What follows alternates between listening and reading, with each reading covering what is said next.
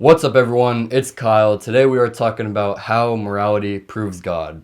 Now, morality, basically in simplified terms, is that we understand that there is a good and a bad. For example, that bad being killing people, lying, stealing, things like that. And good being basically just helping other people. So, how does this prove God? With the Creator, I'm able to say that my morals, my judgment of things, and my understanding of what is right and wrong, I can say that that is derived from the nature of God.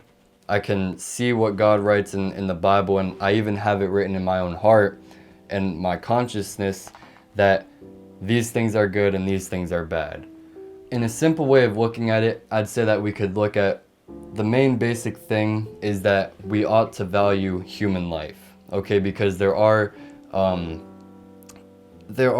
small arguments within moral situations, such as like, well, is it good to lie if it's helping the other person by not telling them the truth, right?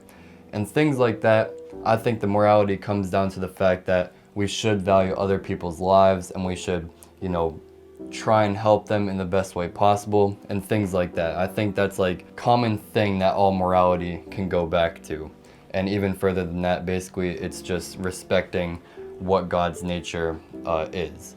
And God's nature is morality, right? God doesn't necessarily choose what's good and bad. It's just whatever God is, and we understand what He is good. That's the right moral decision, because we know this since in isolation of God, we are seeing evil, okay? Whenever we separate ourselves from God, we are seeing, murder. We're seeing all these horrible things. So now on the atheistic side of things, if you're someone who doesn't look at the lens of there being a God, then you still have these morals. Everyone has these morals, right? God gives the morals to every single person. He writes them on every single person's heart, in everyone's mind. But you aren't able to derive that morality from anywhere. Because all you would be, all I would be, all anyone would be, is just an arrangement of atoms. No more special than, this green screen behind me. No more special than the phone that I'm recording on. No more special than the table right over here. I'd just be another arrangement of atoms, and so would you. So if we're just an arrangement of atoms, then that means that there is no right and wrong. There's just coexisting. Atoms are never really destroyed, right? Atoms are always here, or energy is already here, and it's here to stay. So if these atoms are gonna be here no matter what, even if you do kill some other person, it's gonna make no difference, right? If someone's killed, and then at the end of time when the earth explodes, did that death really make a difference? No. Those atoms are still gonna be there. They're just gonna be turned into different things, right? They're going to be made into different, chemical compositions and whatnot, right? But this isn't a chemistry class, okay? But from that perspective, I wouldn't say that atoms can create a sense of consciousness. I don't think that, and honestly, I know that atoms shouldn't have the right to make a statement on whether God is or isn't real. The thing that's always funny to me is like when people say, oh, God isn't real. It's like, all right, well, you saying that is actually just atoms firing, or neurons firing, and those atoms causing the neurons to fire.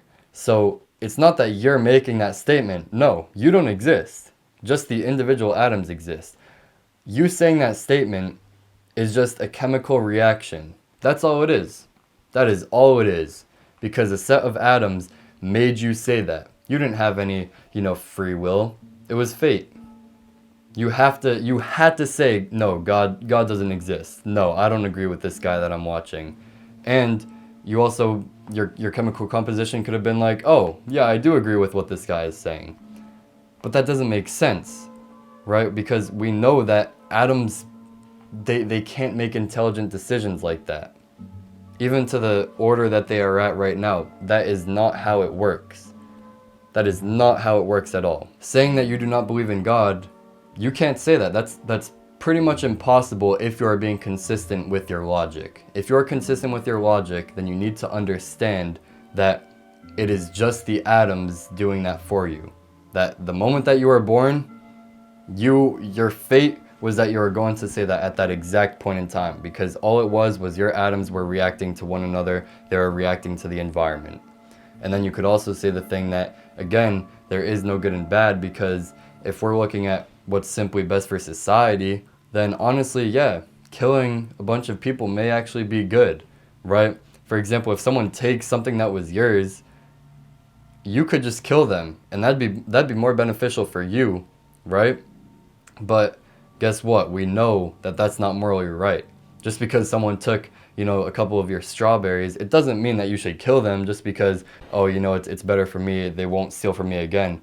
No, we know that it's morally better, completely better, to let them, isolate yourself and let them be on their own, right? Rather than taking away their life. Because we understand that human life is valuable. Again, it comes back to that thing that morality is grounded on.